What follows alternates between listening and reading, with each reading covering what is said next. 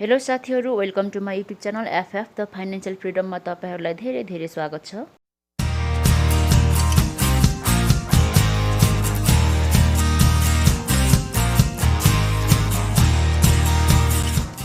सबै मानिसहरूले जीवनमा सबैभन्दा राम्रो चिजहरू मैले पनि पाए हुन्थ्यो भन्ने सोच स्वाभाविक हो र कसैले पनि मेरो जीवनमा नराम्रो होस्, म नराम्रो खान्छु, म नराम्रो लगाउँछु र मलाई कसैले पनि मन नपराओस् भन्ने चाहँदैन। र तपाईँ चाहनुहुन्छ कि तपाईँलाई अरूले मन पराओस्, तपाईँले चाहेको कुराहरू जस्तै धन सम्पत्ति, बिजनेस पार्टनर्स, नेम फेम, साथीभाइ, इज्जत प्रतिष्ठा बढाउन चाहनुहुन्छ भने तपाईँ एउटा आफैमा असल व्यक्ति हुनु जरुरी हुन्छ। त्यसको साथमा तपाईँसँग एउटा असल, स्ट्रङ र एट्र्याक्टिभ पर्सनालिटी हुन चाहिँ अत्यन्तै जरुरी हुन्छ।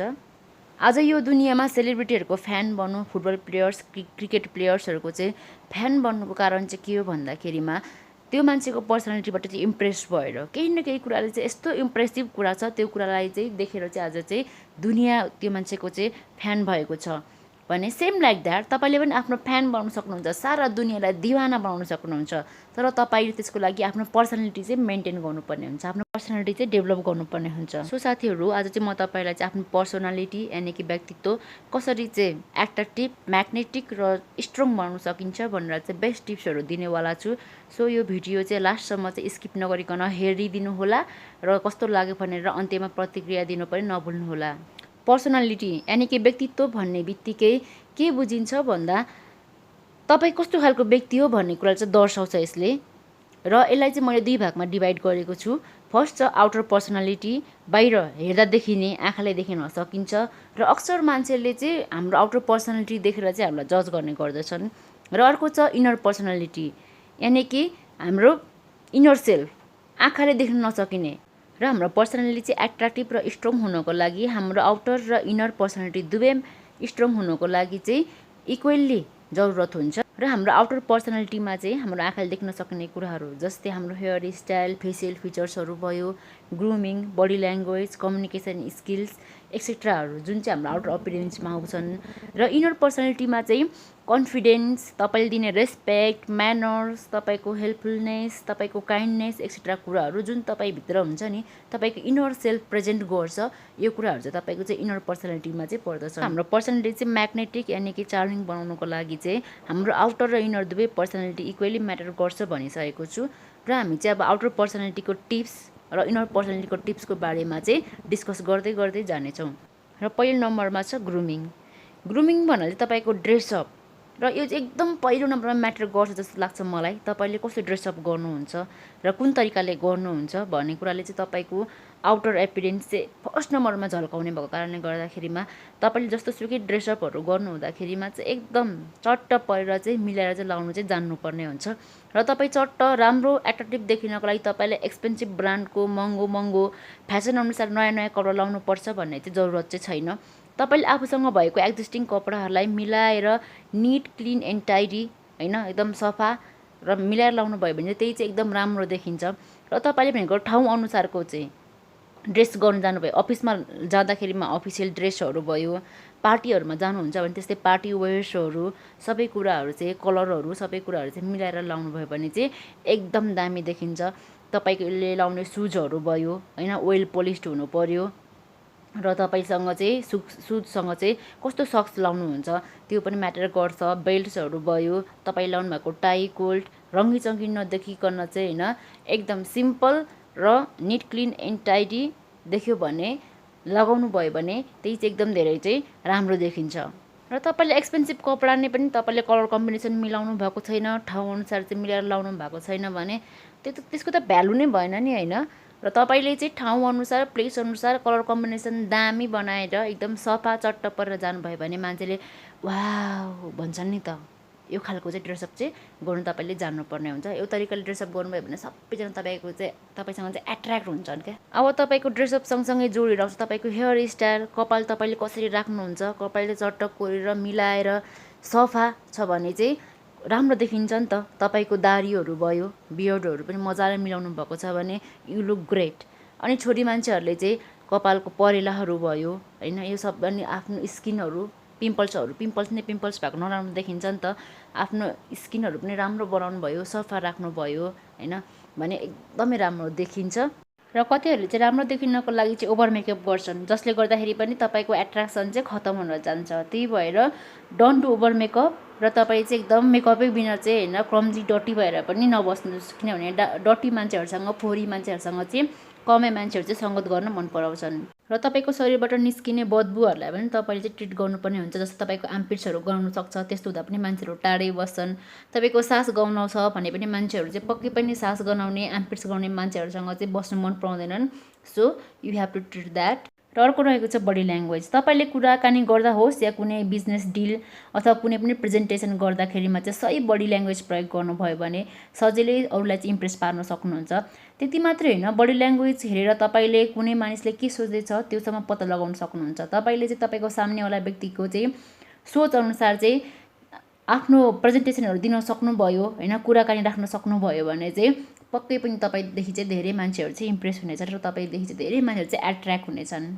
अर्को रहेको छ कम्युनिकेसन स्किल, बातचित गर्ने कला। बोलाइ अथवा बोल्ने तरिकाले मान्छेको व्यक्तित्वमा आकाश पातालको फरक पार्दछ। तपाईँ कसरी बोल्नुहुन्छ, के बोल्नुहुन्छ र कति कुरा बोल्नुहुन्छ भन्ने कुरा एकदम धेरै म्याटर गर्छ। बोल्नेको चाहिँ पिठो पनि बिग्छ, नबोल्नेको चाहिँ चामल पनि बिग्दैन भन्ने त तपाईँहरूलाई थाहा छँदैछ। र यही कुरालाई चाहिँ फलो गरेर कतिहरूले चाहिँ संसारको भए जति कुरा सबै मैले मात्र जानेको छु जतिकै गरेर चाहिँ बोलेको बोले गर्नुहुन्छ भने कति चाहिँ फिट्टै बोल्नुहुन्न। यो दुइटै बानी चाहिँ खराब हो। हामीले चाहिँ जरुरत अनुसार चाहिँ बोल्नुपर्ने हुन्छ। र तपाईँहरूसँग चाहिँ कुरा काट्ने बानी छ भने चाहिँ यो चाहिँ एकदम धेरै नराम्रो बानी हो। र यो बानीले चाहिँ तपाईँहरूलाई चाहिँ मान्छेलाई एट्र्याक्ट होइन डिस्ट्र्याक्ट गरिरहेको हुन्छ तपाईँप्रति चाहिँ। तपाईँ कसैको कुरा काट्नुहुन्छ भने तपाईँको कुरा सुन्ने व्यक्तिले चाहिँ के भन्छ भन्दा मेरो पनि पक्कै पनि यसरी नै कुरा काट्छ होला भनेर चाहिँ उसले चाहिँ तपाईँसँग नजिक होइन तपाईँसँग चाहिँ टाढा टाढा हुँदै जान्छ।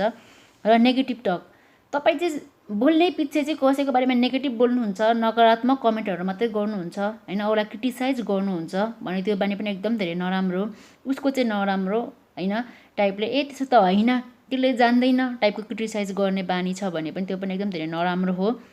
र तपाईँ चाहिँ कुरा गर्दाखेरिमा चाहिँ एकदम पोलाइटली बोल्नुहुन्छ, एकदम मुस्कुराएर एकदम मुस्कानको साथमा बोल्नुहुन्छ होइन। र जब पनि तपाईँ आफ्नो कुरा राख्नुहुन्छ एकदम कन्फिडेन्टको साथमा राख्नुहुन्छ र उसलाई चाहिँ रेस्पेक्टको साथमा चाहिँ बोल्नुहुन्छ भने चाहिँ पक्कै पनि तपाईँको बोली सुनेर नै चाहिँ मान्छेहरू चाहिँ तपाईँको फ्यान भन्छन्, तपाईँसँग कुरा गर्न चाहिँ रुचाउँछन् मान्छेहरू चाहिँ।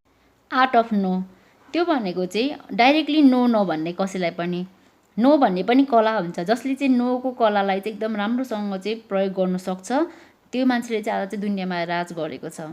हामीले चाहिँ कसैलाई कोही मान्छेलाई चाहिँ डाइरेक्ट नो भन्दाखेरिमा चाहिँ उसको इगो हट हुन्छ है। त्यही भएर चाहिँ हामीले चाहिँ नो चाहिँ कसरी भन्ने कुरा जान्यौँ भने पनि धेरै फाइदा पुग्छ। जस्तै तपाईँलाई चाहिँ तपाईँको बसले इन्भाइट गर्नुभयो, तपाईँ चाहिँ मेरो घरमा चाहिँ डिनरको लागि आउनु, तपाईँलाई जानु त मन थियो तर तपाईँले जान्न चाहिँ पाउनु भएन, तपाईँले डाइरेक्ट नो भन्नुभयो भने चाहिँ इगो हट हुन्छ।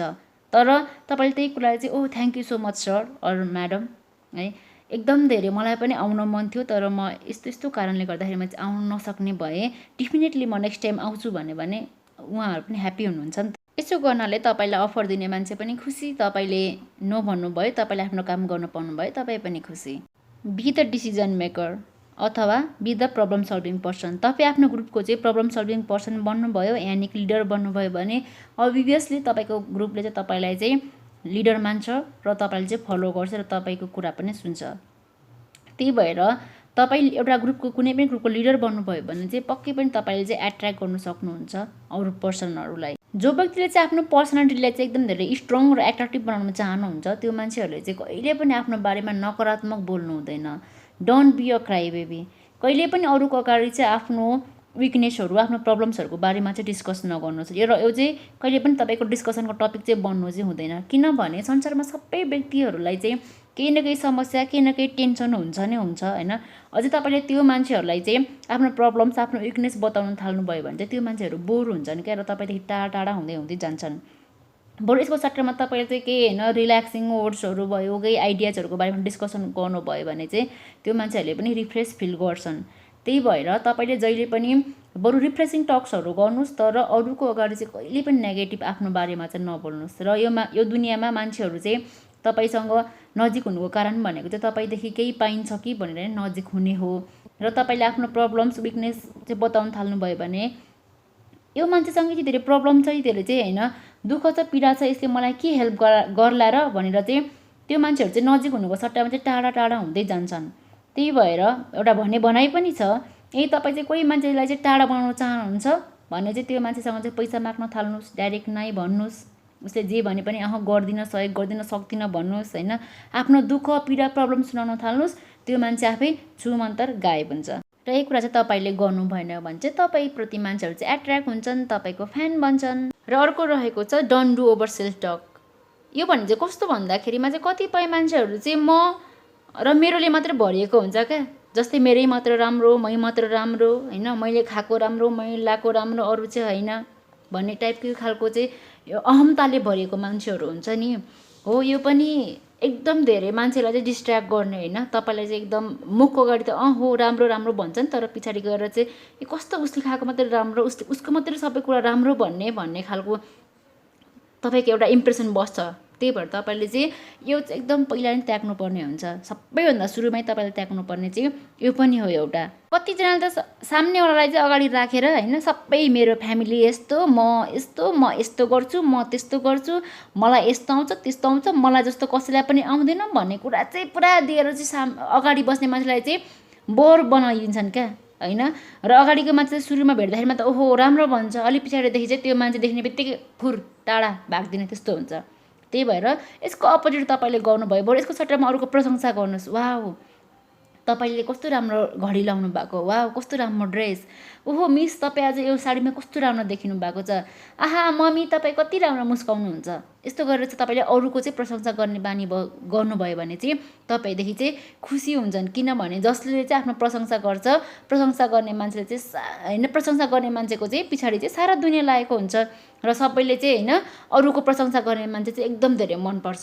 त्यही भएर तपाईँ चाहिँ अरूलाई चाहिँ एट्र्याक्ट गर्न चाहनुहुन्छ, अरूले चाहिँ तपाईँलाई राम्रो भन्नुहोस् भन्ने चाहनुहुन्छ भने तपाईँले आफैले चाहिँ आफ्नो व्याख्यान गर्नु थाल्नु भएन। तपाईँले चाहिँ आफ्नो छोडेर चाहिँ उसको तारिफ गर्नु थाल्नुभयो भने चाहिँ पक्कै पनि मान्छेहरू चाहिँ तपाईँको पछि तपाईँको फ्यान भएर तपाईँलाई फलो गर्नेछन्।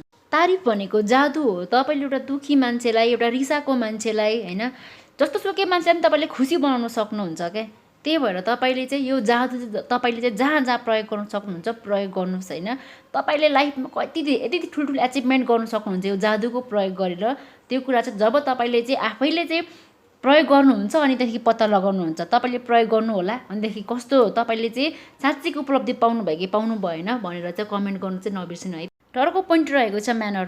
जसको चाहिँ एकदम म्यानर लेभल चाहिँ हाई हुन्छ त्यो मान्छेलाई चाहिँ सबैले चाहिँ मन पराउँछन्।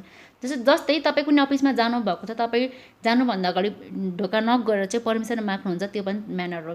तपाईँहरूलाई रेस्पेक्ट गरेर बोल्नुहुन्छ, सानालाई माया गर्नुहुन्छ, त्यो पनि म्यानर हो है। तपाईँले दिने जुन एउटा तपाईँभित्र भएको एउटा म्यानर हुन्छ त्यसले पनि तपाईँले चाहिँ राम्रो बनाउनु पर्ने हुन्छ। त्यो तपाईँको म्यानर भनेको चाहिँ तपाईँ चाहिँ कुन लेभलको मान्छे हो भन्ने कुरा चाहिँ झल्काउँछ। त्यही भएर जहिले पनि तपाईँको म्यानर चाहिँ हाई राख्नुहोस्। यसले गर्दाखेरि तपाईँको चाहिँ प्रेस्टिज पनि मेन्टेन हुन्छ। आहा कति मजाले बोल्छ, कति मजाको म्यानर भएको मान्छे छ आहा भनेर चाहिँ तपाईँको प्रशंसा पनि हुने गर्दछ। म्यानरसँगै जोडेर आउँछ रेस्पेक्ट। तपाईँले चाहिँ जहिले पनि अरूलाई रेस्पेक्ट गर्नुहुन्छ भने तपाईँले पनि रेस्पेक्ट पाउनुहुन्छ त्यसको बदलामा। र जसले अरूलाई आदर गर्छ, सम्मान गर्छ त्यो मान्छे चाहिँ सबैको चाहिँ प्रिय बन्न पुग्दछ। अर्को छ बी अन टाइम। तपाईँले चाहिँ समयको महत्त्व बुझ्नुभयो भने जसले समयलाई चाहिँ भ्यालु गर्नुसक्छ त्यो मान्छेको चाहिँ भ्यालु पनि एकदम धेरै हाई नै हुन्छ।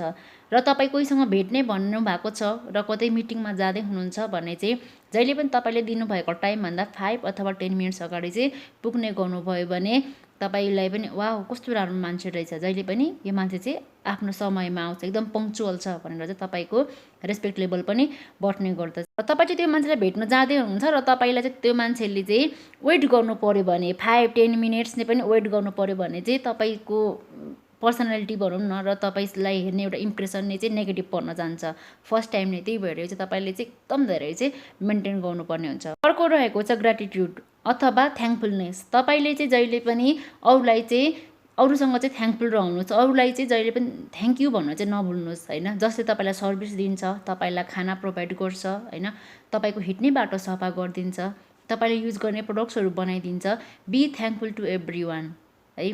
जब तपाईँ अरूलाई चाहिँ धन्यवाद भन्नुहुन्छ त्यसो गर्दाखेरि चाहिँ अरू तपाईँसँग चाहिँ खुसी हुन्छन् र अझै पनि तपाईँलाई चाहिँ मोर बेटर सर्भिसहरू प्रोभाइड गर्नको लागि चाहिँ लालायित हुन्छन् र तपाईँ आफ्नो सबअर्डिनेट अथवा तपाईँको आफ्नो तपाईँ जुन लेभलमा हुनुहुन्छ तपाईँको आफ्नो जुनियर्सहरूलाई पनि थ्याङ्क यू भन्नुभयो भने चाहिँ तपाईँको होइन रेस्पेक्ट लेभल चाहिँ बढ्छ र तपाईँसँग बसेर काम गर्न पनि एकदम धेरै रुचाउँछन्। अर्को रहेको छ एपोलोजाइज। तपाईँले चाहिँ अरूलाई सरी भन्नको लागि चाहिँ पछि नहट्नुहोस्। कसैले पनि सरी भनेर चाहिँ सानो हुँदैन है। र यसरी चाहिँ तपाईँले चाहिँ सरी भनेर आफ्नो इगोलाई पनि जित्न सक्नुहुन्छ र अरू कसैलाई चाहिँ सरी भन्दाखेरिमा त्यो मान्छे खुसी हुन्छ भने राम्रो सम्बन्ध पनि कायम गर्न सक्नुहुन्छ। तपाईँले राम्रो सम्बन्ध कायम गर्नुभयो भने पक्कै पनि तपाईँलाई सबैले मन पराउँछन्। र अर्को पोइन्ट रहेको छ स्माइल, मुस्कुराउनुहोस्। तपाईँले पर्सनालिटी डेभलपमेन्ट गर्ने सबै कुरा स्किल सिक्नुभयो अरे, सबै कुरा इम्प्लिमेन्ट गर्नुभयो अरे, तर त्यही कुरा चाहिँ तपाईँले चाहिँ विदाउट स्माइल गर्नु त मतलबै छैन, त्यसको भ्यालु नै भएन नि त। त्यही भएर तपाईँ जे पनि गर्नुहुन्छ मुस्कुराएर गर्नुहोस्। र तपाईँले चाहिँ अरूलाई एट्र्याक्सन कसरी गर्ने होइन, एट्र्याक्टिभ कसरी बन्ने भन्नुभएको छ, स्माइल नै गर्नुभयो भने पनि त्यो मान्छे अटोमेटिकल्ली एट्र्याक्टिभ देखिन्छ है। अझै ग्रुमिङको साथमा, राम्रो ड्रेसअपको साथमा स्माइल छ भने कति राम्रो देखिन्छ। राम्रो हेयरस्टाइल, ग्रुमिङ सबै मिलाएर बसेको छ होइन, स्माइल नै छैन भने ठुस्स परेछ भने कसले मन पराउँछ, मन पराउँदैन नि त होइन। कम्युनिकेसन स्किलमा आएको थियो हाम्रो चाहिँ पोलाइटली कुरा गर्ने कुराहरू आएको थियो होइन। र तपाईँ पोलाइटली मिठो बोल्नु भयो, रेस्पेक्ट गर्दै बोल्नु पनि भयो अरे होइन। तर मुस्कानै छैन भने रिसाएर बोलेको हो कि खुसी भएर बोलेको थाहा भएन नि त। पोलाइटली बोल्नुहुन्छ, रेस्पेक्ट दिएर बोल्नुहुन्छ, कन्फिडेन्टको साथमा बोल्नुहुन्छ भने त्यसमा थोरै स्माइल मात्र राख्नुभयो भने कति मिठो हुन्छ होइन, सुन्न सुगन्ध आउँछ नि त। अनि चाहिँ भन्छ मान्छेले कति मिठो बोलेर हो माया लगाउने है। र त्यही भएर चाहिँ यो स्माइल भन्ने जादु पनि तपाईँले चाहिँ युज गर्नको लागि चाहिँ नभुल्नु होला। तपाईँ हर वक्त मुस्कुराई मात्र राख्नुहोस् न, मान्छेहरूले तपाईँलाई त्यत्तिकै मन पराउँछन्। अब रहेको छ last but not the least, learning attitude. तपाईँले चाहिँ हर वक्तबाट चाहिँ हरेक ठाउँबाट चाहिँ हरेक मान्छेसँग चाहिँ तपाईँले चाहिँ सिक्न सक्नुभयो भने नि तपाईँको पर्सनालिटी आफै आफ डेभलप हुँदै जान्छ। तपाईँले बोल्ने तरिका, सिक्ने तरिका होइन, एभ्रिथिङ तपाईँलेसँग चाहिँ एउटा लर्निङ एटिट्युड। तपाईँको असफलताबाट सिक्नुहुन्छ होइन, तपाईँले हिजो गरेको गल्तीबाट सिक्नुहुन्छ भने पनि हिजोको भन्दा आज झन् बेटर बन्नुहुन्छ। हिजोको भन्दा आज बेटर हुनु भनेको चाहिँ हिजोको भन्दा आज तपाईँलाई धेरै मान्छेले मन पराउनु हो। त्यही भएर तपाईँसँग चाहिँ लर्निङ एटिट्युड चाहिँ एकदम धेरै ज्यादा चाहिँ हुनु जरुरी हुन्छ। सो साथीहरू, आजको लागि चाहिँ यति नै। आज मैले तपाईँहरूलाई चाहिँ एकदम बेस्ट पर्सनालिटी डेभलपमेन्ट कसरी गर्ने भन्ने टिप्सहरू चाहिँ सिकाएको छु। र मैले सिकाएको यो आइडियाहरू तपाईँहरूलाई कस्तो लाग्यो कमेन्ट गर्नुहोला मलाई। र यदि मन पऱ्यो भने चाहिँ लाइक एन्ड सब्सक्राइब गर्न नभुल्नुहोला। र म बार बार भन्ने गर्दछु कि परिवर्तन भनेको चाहिँ आफूबाट ल्याउने हो। त्यही भएर तपाईँ दुनियाँलाई चाहिँ राज गर्न चाहनुहुन्छ भने पहिला आफ्नो पर्सनालिटी चाहिँ स्ट्रङ र एट्र्याक्टिभ बनाउनुहोस्, त्यहाँदेखि आफै तपाईँ चाहिँ दुनियाँलाई चाहिँ राज गर्न सक्ने बन्नुहुनेछ। र साथीहरू, कोही पनि सुरुमा चाहिँ पर्फेक्ट हुँदैन। पर्फेक्सन भनेको चाहिँ आफूले प्र्याक्टिस गर्दै आउँदाखेरि बन्ने कुरा हो। र मैले दिएको टिप्सहरू इम्प्लिमेन्ट गरेर प्र्याक्टिस गर्दै आउनुभयो भने पक्कै पनि तपाईँको पर्सनालिटी पनि एकदम बेस्ट बन्नेछ। सो मेरो तर्फबाट विश यु बेस्ट पर्सनालिटी। र साथीहरू, म तपाईँको साथी बिना एफएफ द फाइनेन्सियल फ्रिडमबाट तपाईँहरूको सपनालाई जहिले पनि सपोर्ट गर्नेछु। Bye bye, take care, see you soon.